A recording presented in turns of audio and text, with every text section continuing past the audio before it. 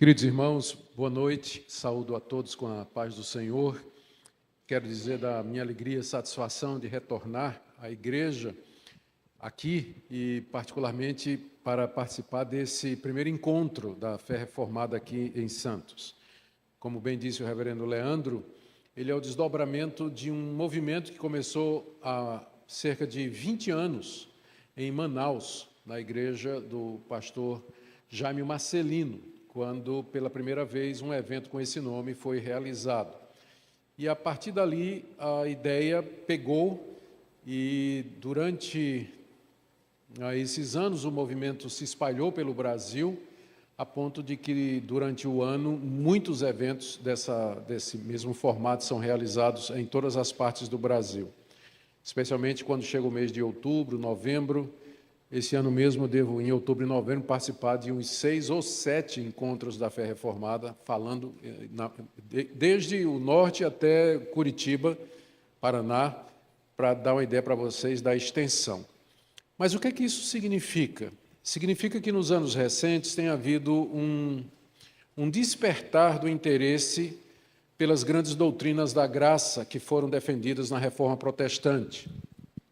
E não é muito difícil tratar a origem desse interesse no Brasil. Nós entendemos que Deus se utilizou de algumas coisas que aconteceram. Primeiro, a chegada no Brasil de missionários ou de missões que tinham interesse em publicar material reformado, que não havia antes. Para vocês terem uma ideia, eu, quando estudei teologia, para me formar pastor, na década de 80, tive que ler Calvino, as Institutas de Calvino e o livro de teologia sistemática, que era Berkhoff, em espanhol, porque não tinha em português. Isso foi na década de 80. E olha que os reformados já estão no Brasil há mais de 150 anos. Mais de 150 anos. Então, missionários vieram para fundar missões literárias com o propósito de publicar textos reformados antigos e novos, e modernos. Destaco entre eles a editora Fiel, a PS, Publicações Evangélicas Selecionadas, depois surgimento da editora Vida Nova, sob a orientação do Dr. Russell Shedd, e várias outras editoras que não têm o mesmo renome, mas que contribuíram para isso. Além disso, o Jaime Marcelino, lá em Manaus, começou esse modelo de encontro focado nos temas principais da Reforma Protestante, trazendo preletores de renome do exterior. Depois de um tempo, isso se tornou desnecessário porque apareceram nomes de peso aqui no nosso próprio país, embora ainda seja comum trazer pessoas que são bem conhecidas lá fora. Então, aqui já estiveram no Brasil John Piper, Carson, Mark Dever, Tim Keller, que está vindo agora, e todos esses grandes nomes que a gente conhece da literatura e que são pessoas de renome mundial, eles têm estado no Brasil. Recentemente, John Piper esteve no Brasil, pregou num evento desses em Campina Grande, onde eu tive também o privilégio de pregar. Pregamos para 12 mil pessoas. 12 mil pessoas. Ele disse assim que nunca tinha pregado para um auditório tão grande. E realmente era impressionante. A gente não conseguia abarcar o auditório. Por exemplo, eu estou olhando aqui, eu estou vendo o auditório todo. Lá, não tinha como você ver o auditório todo de uma vez. Você tinha que virar, né, e virar para poder ver o auditório todo, aquele mar de gente. Todos interessados na fé reformada.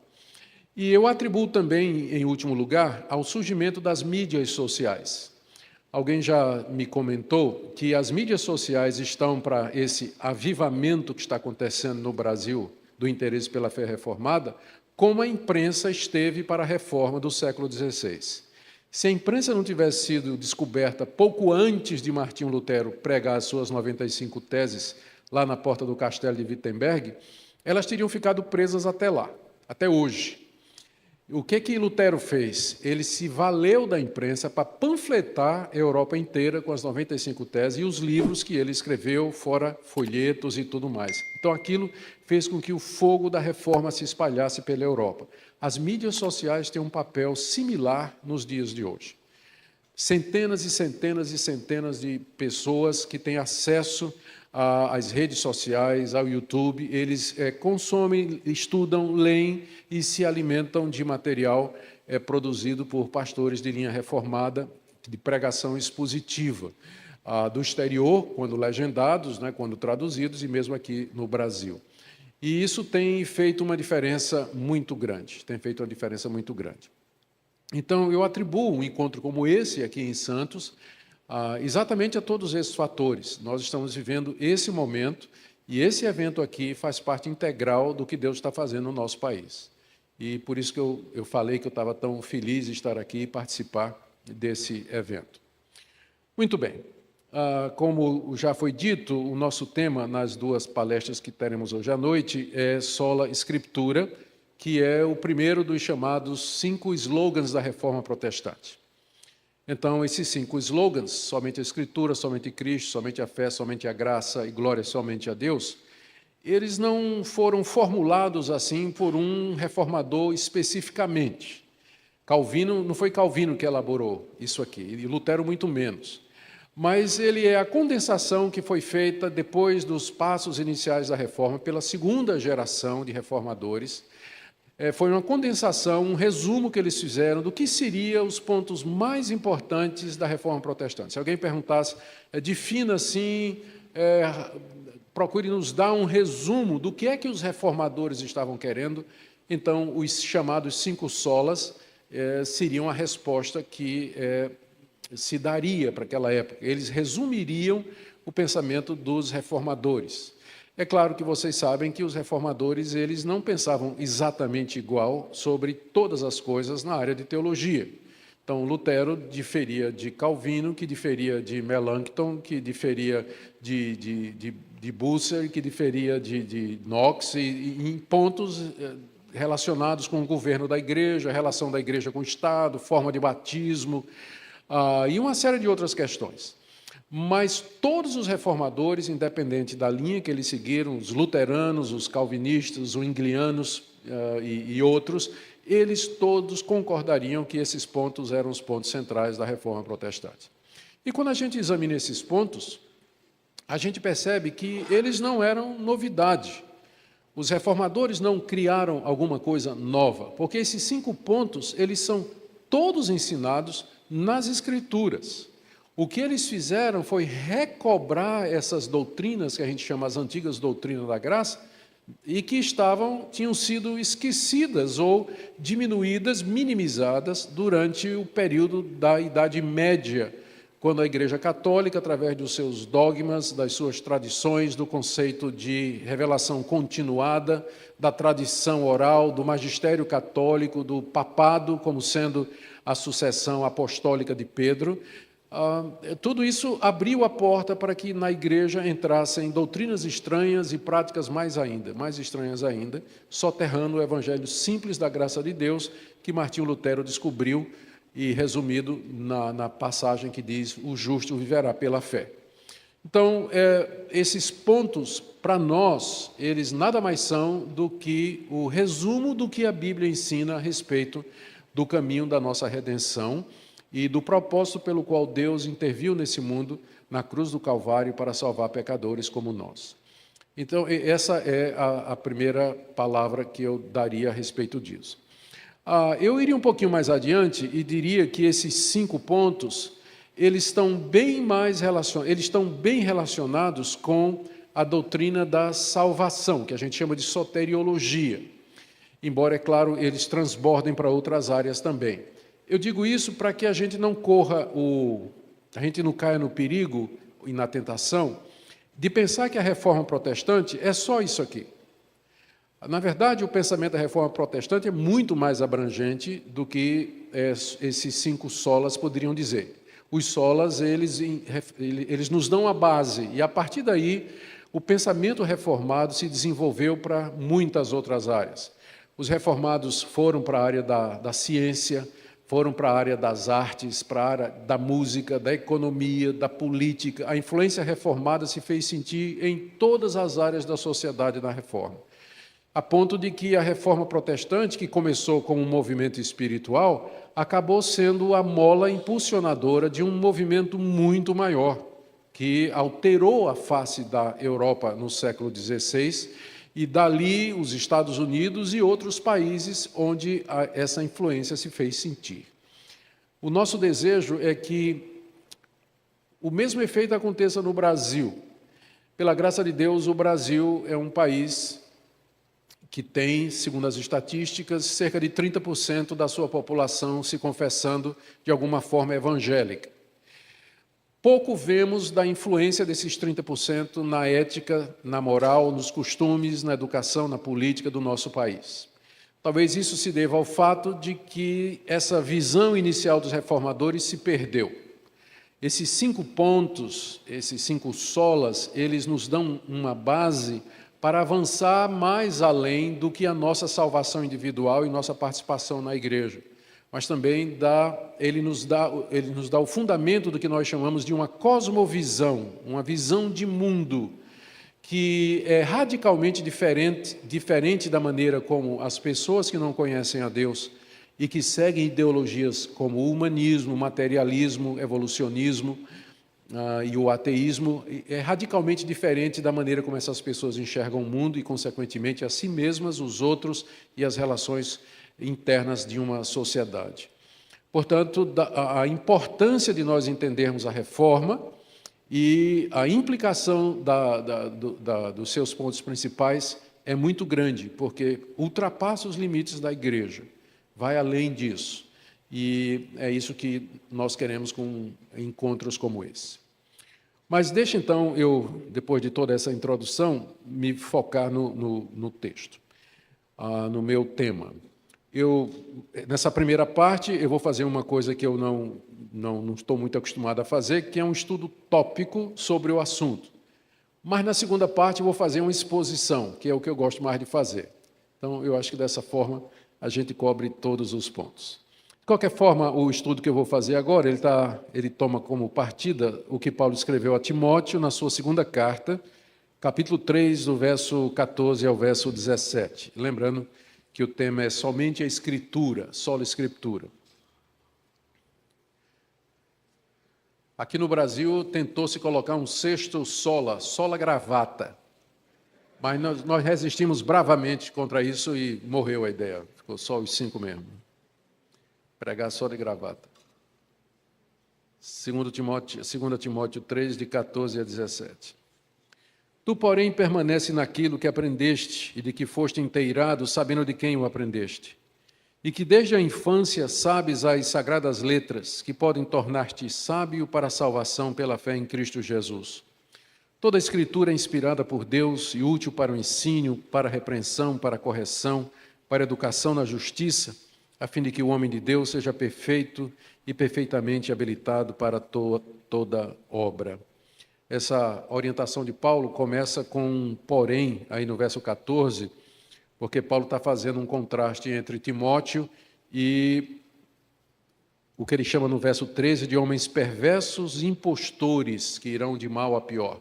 Mercenários que mercadejavam a palavra de Deus, contra os quais Paulo está advertindo Timóteo. Tu, porém, Timóteo, em contraste com estas pessoas, você vai fazer o seguinte: você permanece, primeiro no verso 14, naquilo que você aprendeu e de que você foi inteirado, sabendo de quem você o aprendeu. A referência é ao fato de que Timóteo, ele nasce num lar cristão, foi educado pela sua mãe e pela sua avó, tinha uma formação de berço nas Escrituras Sagradas, foi ensinado no Evangelho de Cristo desde pequeno. Lembra do que você aprendeu, Timóteo, desde pequeno, como ele diz no verso 15, desde a infância, tu sabes as sagradas letras que foram ensinadas pela mãe dele e pela avó, que podem tornar-te sábio para a salvação pela fé em Cristo Jesus. Paulo aqui faz uma relação de causa e efeito entre a salvação e as Escrituras. É claro que quando Paulo escreveu isso aqui, o conceito de Escritura, formalmente falando, era a Escritura era os livros do Antigo Testamento, o cânon do Antigo Testamento. E porque o do Novo estava ainda em formação, apesar de que essa altura em que a segunda de Timóteo foi escrita, já muitos escritos neotestamentários estavam em em vigência e rodando entre as igrejas e utilizados lado a lado com as escrituras do Antigo Testamento. O próprio Paulo, aqui na sua carta, ele cita passagens do Evangelho, palavras de Cristo, lado a lado com palavras do Antigo Testamento, dando a elas o mesmo valor. Então, o conceito de escritura sagrada, que era as palavras de Deus do Antigo Testamento, estava passando para o acréscimo daquelas palavras dos apóstolos e daqueles homens no círculo apostólico que escreviam para as igrejas autoritativamente. Timóteo tinha sido criado com estas palavras do Antigo Testamento e a nova palavra do Evangelho. E estas letras, sagradas letras, poderiam fazê-lo sábio para a salvação. Então fica claro que o meio pelo qual Deus salva pessoas é através das sagradas letras, porque são nelas que nós encontramos quem é Deus, o nosso estado, de que maneira nós podemos ser salvos, o que é que Deus nos promete, o que é que Ele requer de nós, o que é que o futuro nos espera. Só nas Escrituras nós vamos encontrar isso. E é por isso que é através delas que nós podemos nos tornar sábios, entendidos, inteligentes, para saber qual é o caminho da salvação que nos é oferecido. E aí no verso 16, Paulo reforça esse ponto falando da inspiração da Escritura. Por que ela é o caminho? Por que ela é um instrumento pelo qual Deus salva pessoas? Porque ela foi inspirada pelo próprio Deus. A palavra inspirada, como é do conhecimento de vocês, ela significa literalmente soprada por Deus. Theopneustos. E isso nos remete lá à criação do homem. O relato de Gênesis diz que Deus, após ter feito o homem do pó da terra, soprou nele o fôlego da vida. Então, é essa mais ou menos a figura que Paulo está usando aqui, que esse livro foi inspirado por Deus, soprado por Deus, de forma que o que nós encontramos aqui é a sua palavra real, é a sua vontade. As sagradas letras, elas contêm aquilo que Deus, ou elas são aquilo que Deus queria que nós conhecêssemos com vistas à salvação. Mas não é somente para a salvação, vai além. Ele continua no verso 16, toda a Escritura é inspirada por Deus e útil para ensino, repreensão, correção, educação na justiça. Não somente para a salvação, mas também para o meu crescimento, o crescimento da igreja aqui nesse mundo. O meio que Deus determinou são as Escrituras sagradas, por Ele inspiradas, sopradas com esse objetivo. Verso 17, para que o homem de Deus seja perfeito e perfeitamente habilitado para toda boa obra. Foram textos como esse que levaram os reformadores a chegar a essa compreensão daquilo que ficou resumido no sola scriptura. A Escritura, e ela somente, é o meio pelo qual Deus nos fala e nos transmite o conhecimento necessário para a salvação e para a educação na justiça. Se a gente quiser achar um evento que sirva como marco histórico para a origem desse conceito, talvez aqui aquela famosa resposta de Lutero na Dieta de Worms, de 1521, possa servir. Como vocês conhecem a história, depois que Lutero se tornou famoso, pela pregação das 95 teses, fixação das 95 teses na porta do castelo de Wittenberg, ele foi inquirido várias vezes e finalmente foi chamado a um encontro, a um tribunal, que era chamado de dieta, não é? Onde sua opinião teológica seria examinada e ele teria a oportunidade de explicar a sua opinião e se defender dos ataques que eram feitos. Isso foi feito numa cidade chamada de Worms, na Alemanha. Então, ali Lutero compareceu, a princípio não ia, os amigos disseram que não fosse, que era cilada, mas ele acabou indo, de qualquer forma estava debaixo de proteção de gente poderosa, ele foi, e lá foi perguntado se aqueles livros vários livros dele foram mostrados, e perguntaram se os livros eram dele, ele disse que sim, perguntaram então se ele estava disposto a se retratar daquilo que estava escrito ali, ele pediu permissão para pensar a respeito do assunto, orar e volta depois com a resposta dizendo o seguinte, estou citando literalmente, a menos que eu seja convencido pelas Escrituras e pela razão pura, e já que não aceito a autoridade do Papa e dos concílios, pois eles se contradizem mutuamente, minha consciência é cativa da palavra de Deus. Eu não posso e não vou me retratar de nada, pois não é seguro nem certo ir contra a consciência. Deus me ajude. Amém.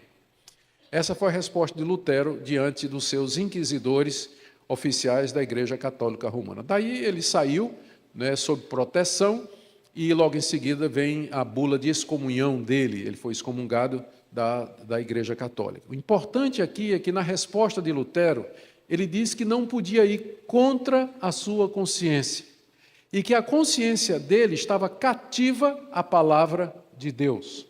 Então, para Lutero, a essa altura, ele já considerava a Escritura como sendo o tribunal maior da consciência, como sendo aquela referência maior que Deus deixou para a sua igreja, para o seu povo, e que ele nunca poderia, conscientemente, em sã consciência, proceder contrário àquilo que ele entendia que a Escritura estava dizendo. Então, em outras palavras, ele declarou que só aceitaria aquilo que pudesse ser provado pelas Escrituras. Aceitando, então, uma vez que esse ponto ele é firmado, somente a Escritura, somente ela tem autoridade sobre a consciência e é dela que nós derivamos o conhecimento salvador de Deus, então Lutero parte para reafirmar esses outros pontos, que mais tarde, como eu disse, foram resumidos nos 5 solas, ou seja, que a salvação era somente pela graça, como a Bíblia ensina, e não como a Igreja Católica estava ensinando, mediante as indulgências e o engajamento na liturgia da Igreja, e que era somente pela fé e não por obras ou mérito do indivíduo. E essa fé era somente na pessoa de Cristo e não em Maria, nos anjos ou na própria igreja ou nos sacramentos da igreja. E tudo isso redundando em glória somente a Deus. Mas o fundamento, por isso que a gente começa com as Escrituras, o fundamento desses 5 pontos é exatamente o primeiro, porque os 4 são derivados daquilo que as Escrituras ensinam aqui. É interessante que praticamente todas as grandes confissões de fé que foram produzidas no período da Reforma ou da pós-Reforma, elas começam com um capítulo sobre as Escrituras.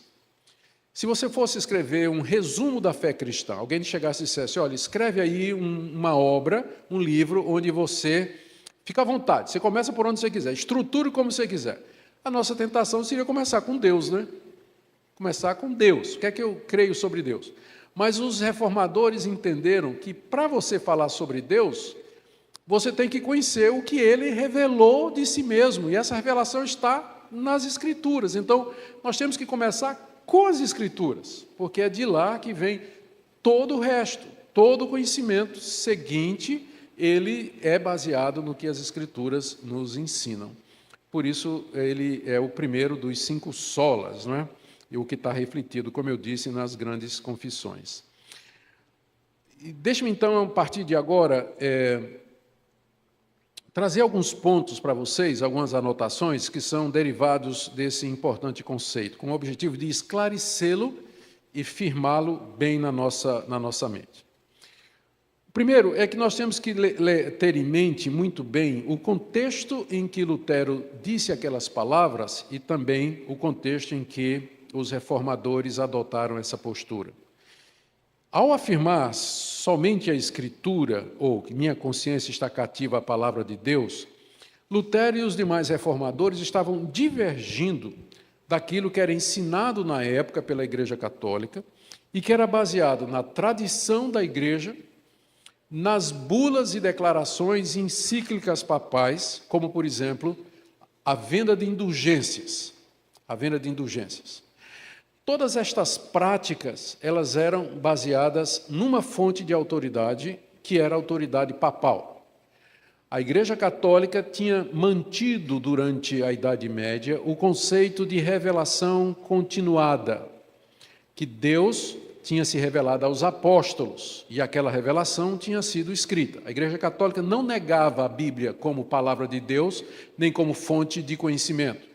Só que ela dizia que, uma vez que os apóstolos tiveram um sucessor, e o sucessor era o Papa, da mesma forma que Deus se revelou a Pedro, revelou verdades a Pedro e aos apóstolos, ele continuou historicamente revelando verdades ao sucessor dos apóstolos, que era o Papa, o Bispo de Roma.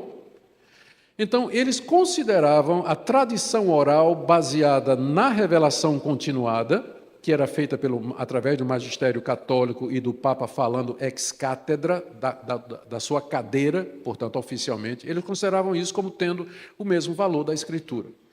Então, se você perguntar qual era a base para a Igreja Católica afirmar o nascimento virginal de Maria, ou a ascensão de Maria aos céus, que ela é co-medianeira, ou a intercessão dos santos, ou a doutrina do purgatório, ou a vera de indulgências, eles não tem fundamento bíblico nenhum, não está na Escritura isso aí, mas era considerado como de Deus, que Deus tinha revelado à sua igreja, mediante o ensino católico e a autoridade papal. Então, o que os reformadores fizeram foi romper com isso. Eles disseram, não, a única fonte de revelação da vontade de Deus para essas coisas, para a salvação, são as Escrituras. Eles rejeitaram, então, a autoridade do Papa, a autoridade dos concílios, eles rejeitaram as bulas papais, todo aquele ensinamento que foi feito e que não tinha fundamentação bíblica. Então, foi um rompimento com a hierarquia e a estrutura da Igreja Católica. O crer no sola Escritura, inevitavelmente, levaria a um rompimento com a Igreja Católica. Exatamente como hoje acontece se um católico ele quisesse comprometer com esse conceito de que a Bíblia é a única regra de fé e prática, se ele for coerente, ele vai ter que romper com a estrutura da igreja dele, da Igreja Católica, que continua hoje ensinando a mesma coisa que ensinava na época da Reforma Protestante. Ela não mudou nesse ponto, ela não reformou nenhum dos seus... Na verdade, ela reafirmou esses pontos depois na Contra-Reforma no Concílio de Trento. Então, era isso que significava na época, dizer somente a Escritura, um rompimento com o papado e toda a estrutura e hierarquia da Igreja Católica. Segunda coisa que eu queria dizer aqui, pensar com vocês, é esclarecer o que é que a gente não quer dizer quando afirma somente as Escrituras. É importante esse sistema, né? Quando a gente diz o que é que a gente não quer dizer, fica claro o que é que a gente quer dizer, né? Então, vamos começar com algumas negativas. Quando os reformados afirmam sola Escritura, ou seja, que a salvação, o conhecimento salvador de Deus se encontram somente nas Escrituras sagradas do Antigo e do Novo Testamento, nós não estamos negando que durante um tempo a palavra de Deus foi transmitida oralmente antes de ser escriturada. O que a gente tem nas Escrituras é o resultado de um processo de inspiração, revelação e escrituração que levou anos. Então, os ensinos de Jesus, por exemplo. Jesus ensinou durante 3 anos.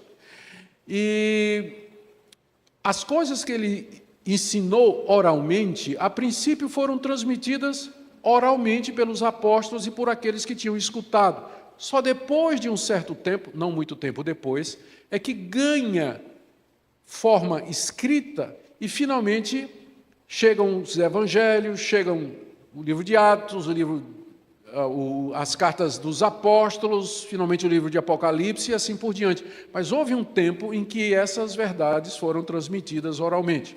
Então, nossa ênfase em sola Escritura não ignora que durante o processo de formação das Escrituras houve um período de transmissão oral. Mesma coisa no Antigo Testamento. Aquelas verdades que Moisés escreve no livro de Gênesis, de onde é que ele recebeu? Porque ele não estava lá quando Deus criou o mundo do nada. Então, a partir de Adão e assim por diante, a história foi sendo contada e a inspiração consiste em que Deus preservou a transmissão, de maneira que quando Moisés escritura, ele está escriturando exatamente aquilo que Deus queria que fosse feito, a verdade conforme foi escrita. Contudo, o que eu quero dizer com sola Escritura é que o período da transmissão oral terminou. Terminou quando o Antigo Testamento foi terminado. Então, e com isso significa que nós não aceitamos tradições, por melhores que elas sejam, orais e que estão na igreja durante anos e séculos simplesmente porque os nossos pais fizeram assim e porque nos ensinaram que era assim.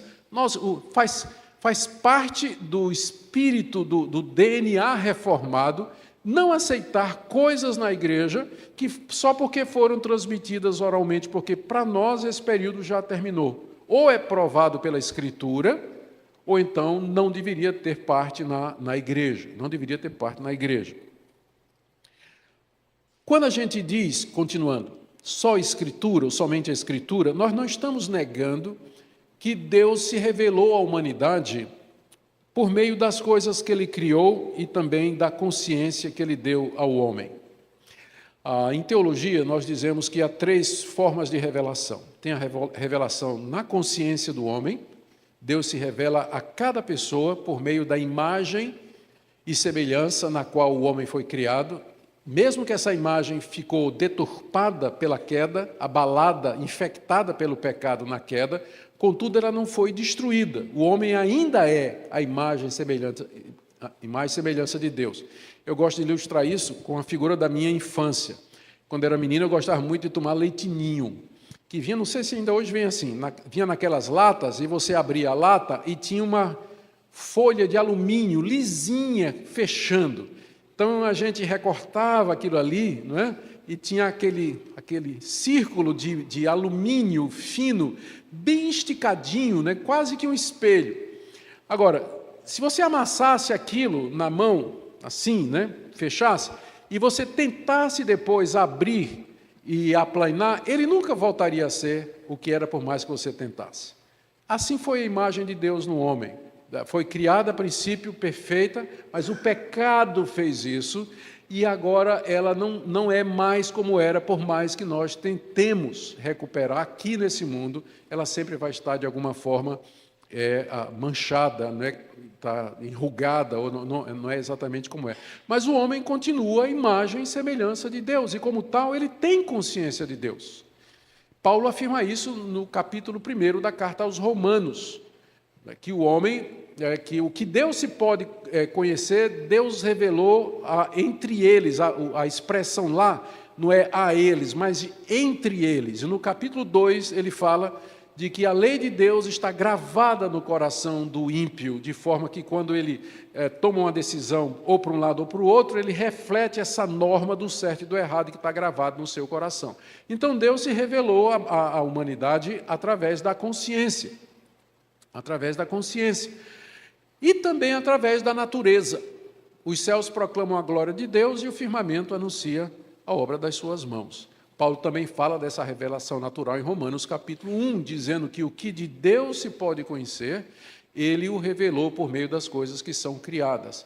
E que desde a fundação do mundo, a divindade de Deus, o seu eterno poder e a sua glória, claramente se percebem por meio das coisas que ele criou, e esses homens, portanto, são indesculpáveis. Então, há um conhecimento de Deus na natureza e dentro do próprio homem. Mas o conhecimento que nós temos de Deus por essas 2 fontes não é um conhecimento salvador de Deus. Pela consciência e pela observação da natureza, nós sabemos que há um ser mais poderoso, maior do que nós, que Ele é santo, que Ele é justo, que Ele está irado, que Ele é um Deus de ordem, que Ele é todo-poderoso, que já existia antes da criação. Tudo isso é a minha consciência e a criação me mostram isso.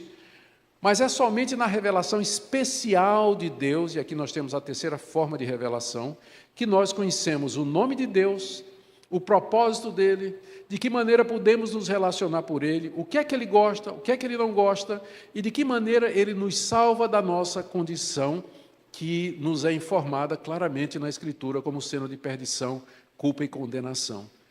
Então, essa revelação que nós chamamos revelação especial, ela está na Escritura e na Escritura somente. Então, quando a gente fala só Escritura, nós não estamos negando a revelação natural e a revelação da consciência, mas estamos afirmando que a revelação salvadora encontra-se somente nas Escrituras do Antigo e do Novo Testamento.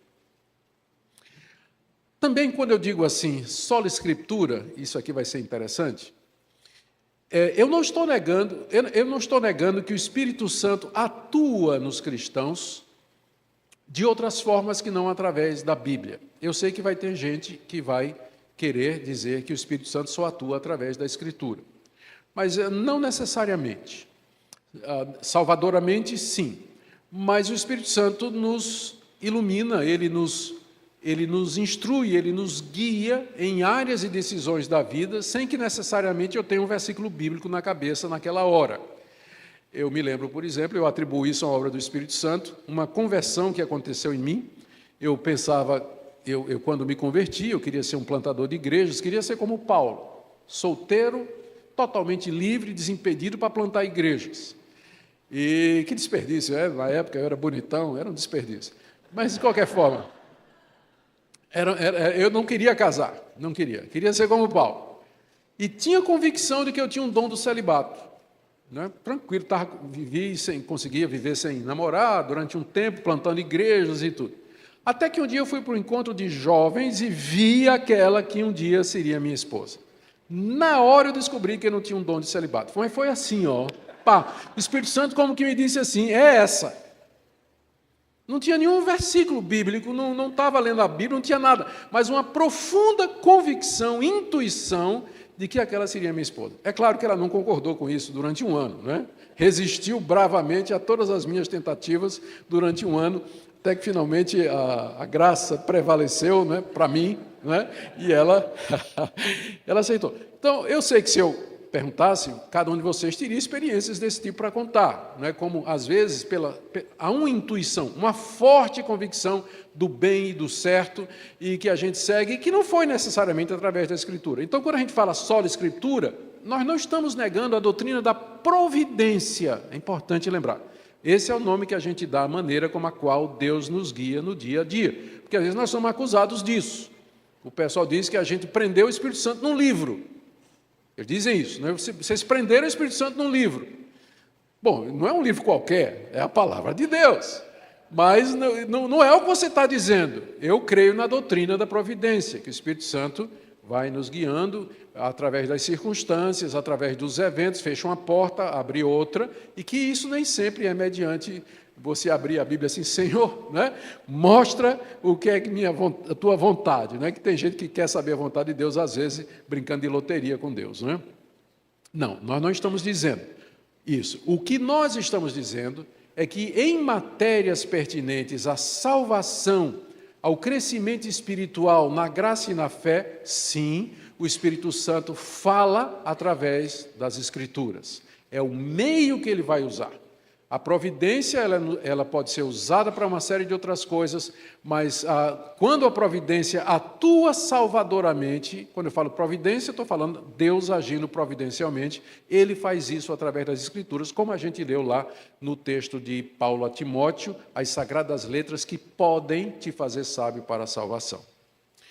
Também quando a gente diz aqui sola Escritura, nós não estamos negando a necessidade de pastores, mestres e evangelistas. Porque essa é uma conclusão que muita gente tira erradamente. Ou diz que a gente ou interpreta mal o que a gente está dizendo. O raciocínio é mais ou menos o seguinte: se Deus me fala somente através das Escrituras, para que eu preciso de pastor? Ou de mestre, ou de evangelista? É só ler minha Bíblia. É só ler a minha Bíblia. E, num certo sentido, está correto o raciocínio se você, com isso, estiver dizendo que a fonte maior da autoridade espiritual para você é o que a Escritura está dizendo, e que se tiver um pastor, um mestre, um evangelista que diga alguma coisa contrária à Escritura, você vai ficar, como Martinho Lutero, com a Escritura e contra aquilo que esses pastores estão dizendo. Mas o fato de que só Deus age em nós salvadoramente e no seu conhecimento, mediante as Escrituras, não quer dizer que essas Escrituras não precisam ser explicadas. Nós estamos falando de um livro que foi escrito há 2000 anos atrás, numa cultura diferente, em línguas diferentes, respondendo às vezes a perguntas diferentes das perguntas que são feitas hoje, e cujos autores todos já morreram. Então, isso é o que a gente chama de distanciamento na disciplina de hermenêutica ou interpretação. É o distanciamento do texto. O texto está distante de nós. Então, nós precisamos chegar ao entender o que é que aquele texto, o que é que as Escrituras estão dizendo a respeito de Deus, a meu respeito, a respeito do caminho da salvação e assim por diante. E por isso que Deus, ao mesmo tempo em que deu a Escritura à sua igreja, Ele também deu pastores e mestres, de acordo com o que Paulo está falando em Efésios, capítulo 4. Então, se você perguntar, quando você diz sola Escritura, você está dizendo que nós não precisamos de pastores e mestres e... Não, eu não estou dizendo isso. Eu estou dizendo que ela, a Escritura, ela vai ser a autoridade final e que se você tiver que escolher entre a palavra do pastor e o que a Bíblia claramente está dizendo, você vai ficar com a palavra do pastor. Perdão, com a Escritura, né? Não do pastor, perdão.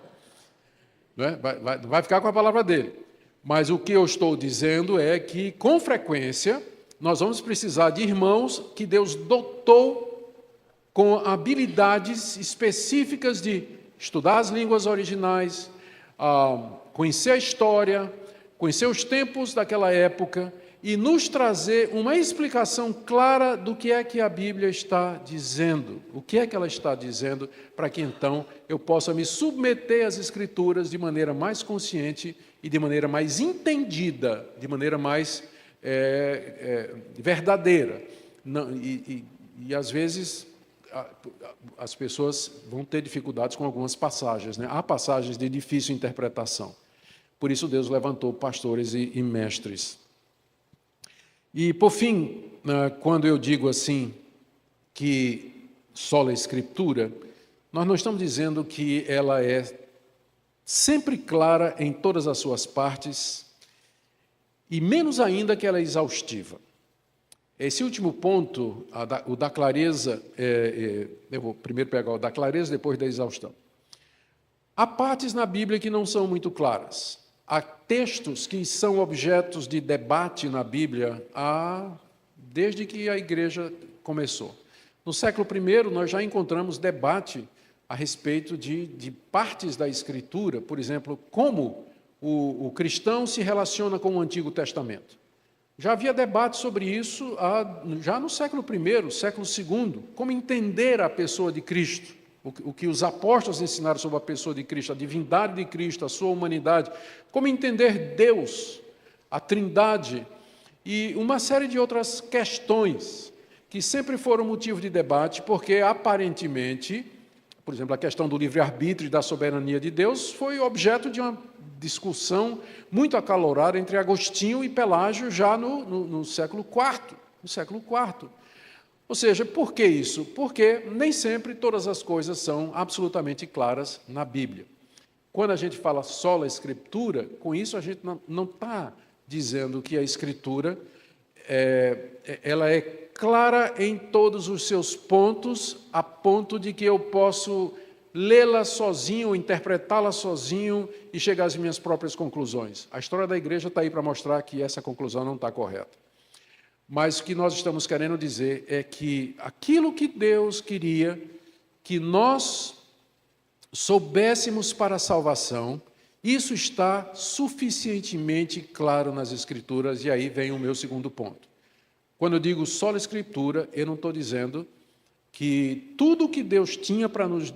Não estou dizendo que tudo que se pode saber, ou tudo que se pode saber sobre Deus, sobre o mundo, sobre nós mesmos, os anjos e os demônios, está na Escritura. A Bíblia não é exaustiva. Ela é a revelação que Deus nos deu daquilo que Ele considera suficiente para que eu o conheça nesse mundo, seja salvo, viva de maneira que o agrade aqui e viva na expectativa do mundo vindouro. Tem assuntos sobre os quais a Bíblia não se pronuncia.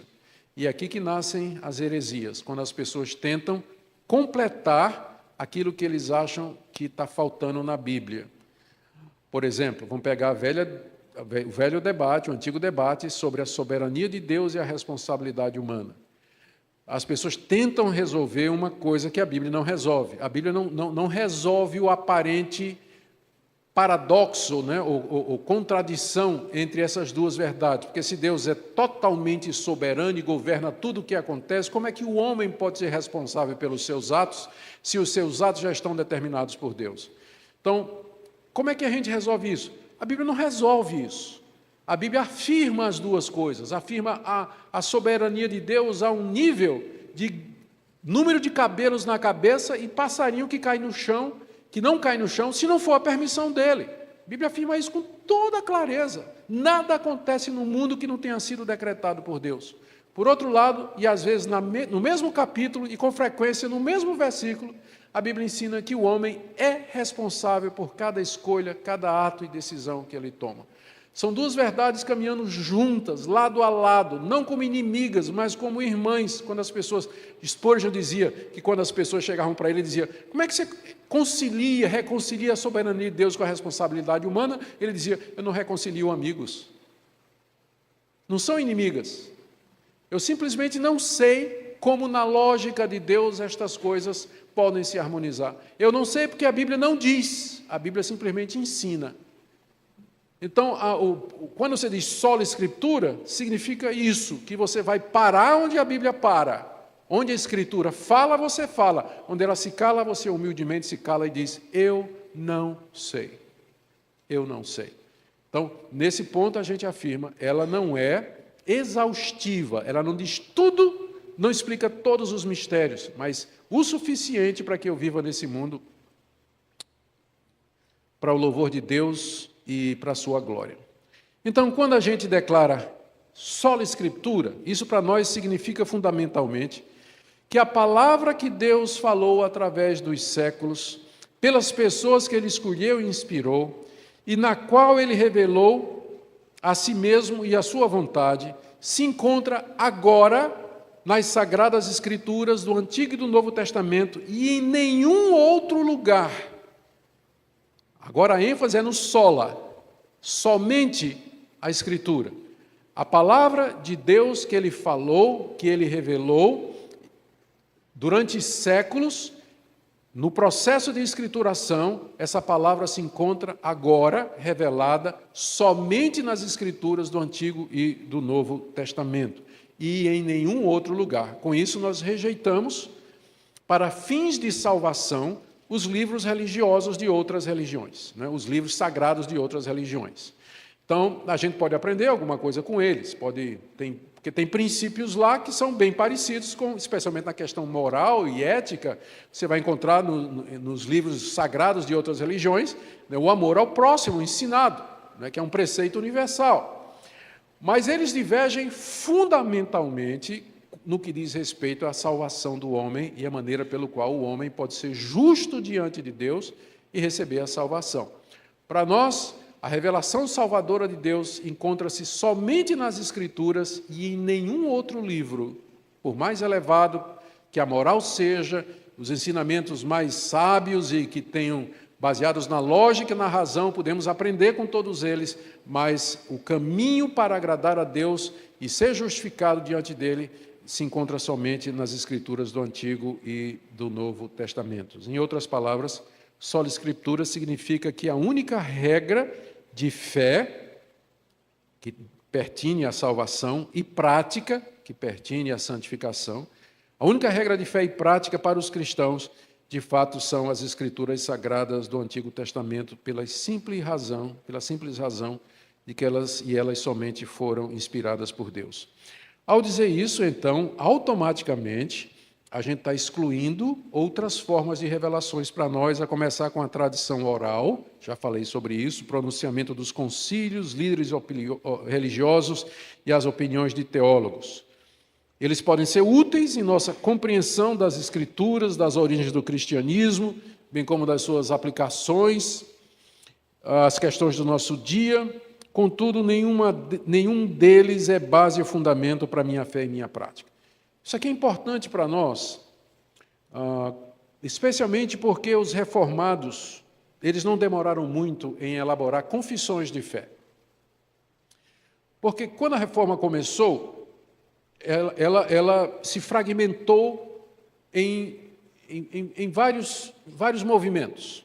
Né? Se fragmentou em vários movimentos. Embora houvesse esse núcleo central de crença comum, representada nos 5 solas, e depois, mais tarde, algum tempo depois, no Sínodo de Dort, com os 5 pontos do calvinismo, que estabeleceu a soteriologia reformada, não estabeleceu, mas resumiu, Apesar disso, como eu disse no começo, o movimento reformado ele não era monolítico, ele tinha fragmentações. Então, havia essa necessidade dos reformados entenderem o que outros reformados estavam pensando sobre determinados pontos. Além disso, havia necessidade de catequizar e instruir os novos convertidos, fora a necessidade de dar uma resposta para a contra-reforma da Igreja Católica, que avançava a passos largos sobre esse movimento. Então, diante disso, a solução foi elaborar aquilo que eles pensavam. E aí surgem as confissões de fé e os catecismos.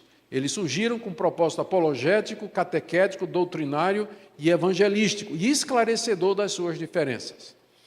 Mas aí vem a questão, não é? Aí vem a questão, que essas confissões, elas passaram a adquirir um status bem elevado dentro do pensamento reformado, trazendo o risco de se colocar, fazer exatamente aquilo que aconteceu na Idade Média, quando as bulas e as encíclicas papais, elas eram acima da autoridade da Igreja, obrigando a consciência de cada um. Então, os reformados, eles precisam ter muita sabedoria para saber como conviver com a Bíblia como a única regra de fé e prática e suas confissões como sendo interpretações dessa Escritura, mas não com status de autoridade e infalibilidade. Infelizmente, às vezes, acontece que, inconscientemente, muitos irmãos reformados, dentro do presbiterianismo, eles vão dar a confissão de fé de Westminster um status quase de escritura. Eles aceitam até que a gente discuta a Bíblia, mas não pode discutir a confissão de fé. O que, para mim, é uma volta à situação da Idade Média, contra a qual os próprios reformadores se levantaram. Eles se levantaram. Então, enquanto que as confissões de fé, que são pronunciamento de concílios, elas são úteis, elas são importantes para a formulação da nossa fé, para a gente explicar o que a gente acredita, para a gente se defender de ataques, para a gente instruir os novos convertidos, elas nunca podem tomar o lugar da Igreja. Aliás, na confissão de fé de Westminster, que para mim é a joia de todas elas, né? Foi praticamente a última a ser feita e ela condensa todas as demais, de uma forma maravilhosa, ela mesma diz que os concílios podem errar. E ela foi elaborada num concílio. Né? Então, ela mesma sabe que ela não tem, essa confissão mesmo, ela confessa que ela não tem autoridade de escritura. Quando a gente fala sola escritura, nós não estamos negando a importância dos catecismos, das confissões de fé.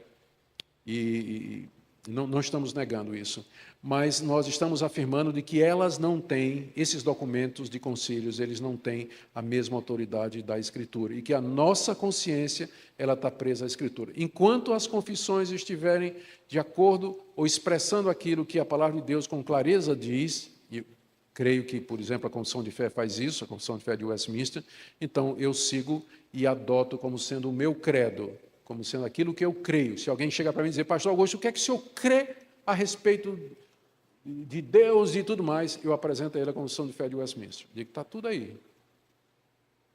O que eu acredito. Ou o catecismo maior ou breve de Westminster. Poderia até mencionar outros cânones também, mas eu estou dizendo isso apenas para resolver essa questão que o sola escritura levanta, né? Se é somente a Escritura, qual o papel das confissões e dos catecismos dentro da Igreja? São úteis em nossa compreensão, nas aplicações que devemos fazer às questões dos nossos dias, contudo, eles não são a única regra de fé e prática. Também, se eu creio, e aqui é um problema que os nossos irmãos pentecostais e neopentecostais eles têm que resolver quando eles descobrem a fé reformada. Eles ficam felizes da vida, não é? E com razão, não é? Porque eles percebem que aquilo expressa muito bem aquilo que eles criam no coração e que não sabiam como verbalizar ou organizar. E, de repente, os escritos reformados, as pregações de pastores reformados, aquilo ajuda eles a arrumar a cabeça. E eles ficam maravilhados com isso. Mas logo em seguida eles vão ter um problema. Porque sola escritura significa dizer que revelações e profecias, o período delas passou. enquanto a Escritura estava sendo feita, Deus falou de muitas formas, de muitas maneiras aos nossos pais pelos profetas. Mas uma vez que a Escritura foi feita, uma vez que ela terminou, não há mais novas revelações da parte de Deus. Deus não está revelando mais nada. Tudo que Deus queria nos dizer, Ele já disse. Está aqui nas Escrituras. Então, em algumas igrejas, não são todas, em algumas igrejas pentecostais e neopentecostais, há o conceito de revelação. E às vezes não é simplesmente que Deus revela alguma coisa particular com respeito à situação de uma pessoa, mas às vezes novas doutrinas. Por exemplo, o movimento G12, ele nasce quando César Castellani diz que tem uma revelação de Jesus Cristo, de que a igreja durante 2000 anos se equivocou sobre a maneira de se organizar. Jesus queria que o discipulado fosse feito com 12, por isso ele chamou 12. Mas a igreja abandonou isso. A igreja partiu para ser mega igreja, grandes ajuntamentos, esqueceu que Jesus queria grupos de 12. Castellani diz que Jesus disse a ele isso, e ele começa o movimento G12, ou seja, como se Deus tivesse guardado uma revelação para o final. O movimento de batalha espiritual, Peter Wagner, que é um dos principais fundadores do movimento de batalha espiritual, ele diz claramente que foi Deus que revelou para ele a necessidade desse movimento, preparando para a vinda de Cristo Jesus. Você vai encontrar Valnice Milhomens, que hoje é apóstola, e que ela disse que recebeu uma revelação de Deus de que ela tinha que guardar o sábado. Tinha que guardar o sábado, e ela é sabatista, né? Começou como evangélica, era batista. Eu conheci Valnice Milhomens, ouvi Valnice Milhomens pregar lá no Recife, na época da minha mocidade, mas hoje ela é sabatista, ela guarda o sábado porque Deus mostrou para ela que era isso que ela tinha que fazer, se preparando para a vinda do Senhor Jesus Cristo. Então, nesse meio, há muita gente que introduz doutrinas, começa práticas e movimentos, alegando revelações. E agora, com o surgimento dos apóstolos, que há um movimento agora, não é, chamado a nova era apostólica, encabeçado por Wagner, que faleceu já.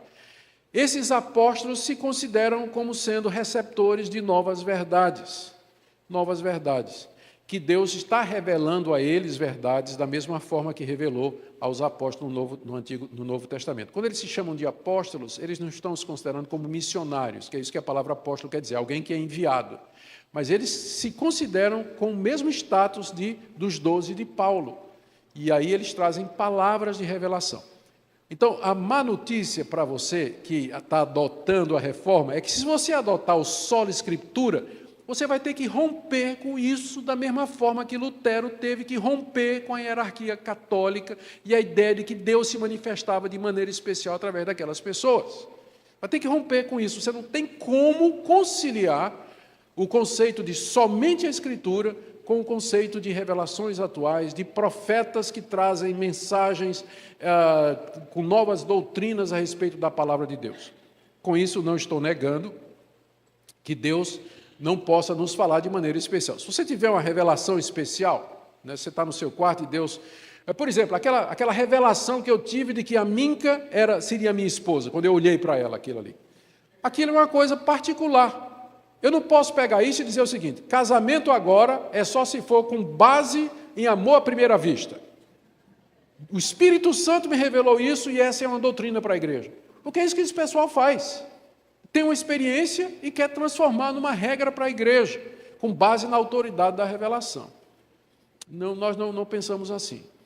Então, a Escritura, e ela somente, ela vai dizer isso. Aqui, a gente pode ler Jeremias 23, de 9 a 40, onde Jeremias fala que o profeta que tiver o sonho, que conte como sonho, mas não venha dizer que é a palavra de Deus. Não venha dizer que é a palavra de Deus. É claro que, por último aqui, já estou caminhando aqui para o término, não é? A última questão. As pessoas perguntam, tudo bem, sola escritura, você pode provar sola escritura na Bíblia? E esse é o argumento da Igreja Católica. O que é que os católicos pensam a respeito dessa afirmação sola escritura? Eles acham que é uma grande heresia, naturalmente, porque os reformadores eles se esqueceram de um fato muito importante, que quem criou a Bíblia foi a igreja. Quem é que definiu o número de livros? Quem é que definiu que livros eram inspirados ou não? Esse é o argumento católico. E a resposta deles é que a igreja, nos seus concílios, nos primeiros concílios, foi que definiu que eram 66 livros, tantos do Antigo, tantos do Novo, e que eram esses livros aqui, porque tinha muitos outros, que foram chamados de apócrifos, tinha evangelhos apócrifos, tinha várias versões apócrifas do livro de Atos, de Apocalipse também, cartas supostamente atribuídas a Pedro, a Paulo, que nunca escreveram, não é? Então, quem é que peneirou e quem é que definiu? Eles vão dizer, foi a igreja. Logo, a igreja está acima da Bíblia. Então, você não pode dizer só a Escritura. Deus fala pela igreja. No caso, os católicos, quando falam igreja, é a hierarquia católica, todo o colégio de cardeais, o magistério católico e o Papa encabeçando tudo isso, falando infalivelmente. Então, foram eles que definiram a igreja, a Bíblia, dos primeiros séculos, fechando o cânon aí por volta do século IV, um pouquinho antes talvez. E aí os reformadores estão se insurgindo contra a história. E a resposta que os reformadores deram, né, e que nós damos também, é que a igreja nunca definiu a Bíblia que define a igreja. E que a igreja não estabeleceu a autoridade daqueles livros, ela reconheceu, estes livros se impuseram por si mesmos. Eles se impuseram pela sua autoridade, pela sua apostolicidade, quando a igreja se reuniu para resolver um problema que estava surgindo muita literatura, né? E nem toda a literatura era produzida pelos apóstolos e pelo pessoal do ciclo apostólico. Então, o que é a palavra de Deus ou não? A conclusão não foi baseada numa decisão arbitrária da igreja, mas no reconhecimento que esses livros já tinham. Esses livros já eram ensinados, já circulavam nas igrejas, já eram pregados, já eram cantados nas igrejas. Então, não foi a igreja que definiu a Bíblia, sempre foi a Bíblia que definiu a igreja, o que é a igreja e como é que ela deve andar. Essa é a grande questão que o Sola Escritura levanta entre os reformados e os católicos. O ponto de discordância é aqui. E é em cima dele que a Igreja Católica se erige e é em cima dele que a Igreja Reformada se alevanta. Para nós, a Bíblia é o fundamento da Igreja. Para eles, a Igreja é o fundamento para a Escritura. E aí eles perguntam, vocês podem provar na Bíblia o sola Escritura? É claro, eu não vou encontrar nenhuma passagem na Bíblia dizendo sola Escritura. Também eu não vou encontrar nada na Bíblia disso. Mas a gente encontra na Bíblia uma consciência dos seus autores, à medida que eles escrevem, de que eles estão ensinando a palavra de Deus. Eu tinha aqui uma lista de uns 10 versículos, que o meu tempo não vai dar para eu ler agora, mas se você quiser anotar, então vai aí. João 20, de 30 a 31, quando João disse que Jesus fez muitos sinais, mas estes que ele escreveu e registrou são para que você creia que Jesus é o Cristo, Filho de Deus, e crendo você tem a vida eterna. Então, o conceito ali que João tem, de que ele está escrevendo palavras salvadoras da parte de Deus. A inspiração e a autoridade do Evangelho de João, você vê no final do Evangelho de João, capítulo 20, de 30 e 31. 1 Coríntios, capítulo 10, verso 11, Paulo fala de que tudo que antes foi escrito, para o nosso ensino foi escrito, para que pela paciência e consolação das Escrituras nós tenhamos esperança. Ou seja, Paulo tinha consciência de que as Escrituras do Antigo Testamento eram o meio pelo qual Deus consolava e edificava o seu povo. 2 de Pedro 1, de 20 a 21, onde Pedro diz que os profetas, todos eles, falaram não por impulso humano, mas por inspiração do Espírito Santo de Deus, e que as profecias da Escritura são resultado dessa inspiração. 2 Timóteo 3, 14 a 17, que a gente já leu. 1 Coríntios 14, 37 a 38, Paulo tinha terminado de dar instruções aos profetas da igreja de Corinto e diz assim: quero que vocês reconheçam que o que eu estou escrevendo é palavra de Deus, é mandamento de Deus. Paulo tinha consciência de que a carta que ele escreveu era autoritativa e era para ser recebida. Da mesma forma, no final de Tessalonicenses, 1 Tessalonicenses capítulo 4, verso 8, ele diz isso, ele quer que a palavra dele seja reconhecida como palavra de Deus. E a mesma coisa ele diz no capítulo 1, estou sem um versículo aqui na cabeça, ele diz que a palavra que ele pregou entre os tessalonicenses, de fato era a palavra de Deus que era para ser obedecida e requeria submissão. A 2 de Pedro 3, de 15 a 16, Pedro já coloca os escritos de Paulo como sendo em paralelo às escrituras do Antigo Testamento e diz que é ali que Deus fala e revela o caminho da salvação e manifesta a sua graça. A gente faltaria tempo para falar do Salmo 19, Salmo 119, Isaías 8, 19 a 20, João 10, 35, quando Jesus fala que a Escritura não pode falhar, Romanos 15, 4, Hebreus 4, 12, que fala da palavra de Deus como uma espada afiada, e Apocalipse 22, 18 a 19, que termina falando que não se pode acrescentar nem tirar coisa alguma. Então, a ideia, o conceito, a consciência dos escritores bíblicos de que eles estavam produzindo escritura, isso aí pode-se perceber claramente na leitura da Bíblia. Como eu disse, nós não temos um versículo dizendo sola escritura, como também não tem a palavra trindade na Bíblia. Como é que a gente chega à conclusão da trindade? Por interpretação, dedução óbvia e lógica dos textos que falam que existe um só Deus e de textos que falam que o Pai é Deus, o Filho é Deus e que o Espírito Santo é Deus. Então, eu não tenho um versículo que fala só Escritura, mas eu tenho dezenas de versículos que refletem a consciência de que tanto os autores do Antigo Testamento quanto do Novo, eles sabiam que estavam produzindo alguma coisa, escrevendo alguma coisa que era autoritativo para as igrejas e que as igrejas deveriam obedecer. É em passagens assim que nós nos baseamos para dizer que é somente nas Escrituras que Deus nos fala de maneira autoritativa e final e, portanto, nós dizemos como Lutero, a nossa consciência está cativa somente à palavra de Deus. Então, meus irmãos, eu quero terminar aqui com uma oração, essa primeira palestra. Senhor, te damos graças pela tua palavra, te damos graças porque o Senhor não somente as inspirou e fez escrever, mas o Senhor a preservou através dos séculos, de maneira que nós aqui, agora, hoje, em Santos, podemos lê-la na nossa língua, sendo ela representada, traduzida tão fielmente, Senhor, como se o Senhor nos falasse hoje diretamente dos céus. Nós te agradecemos por esse alto privilégio, em nome de Jesus. Amém.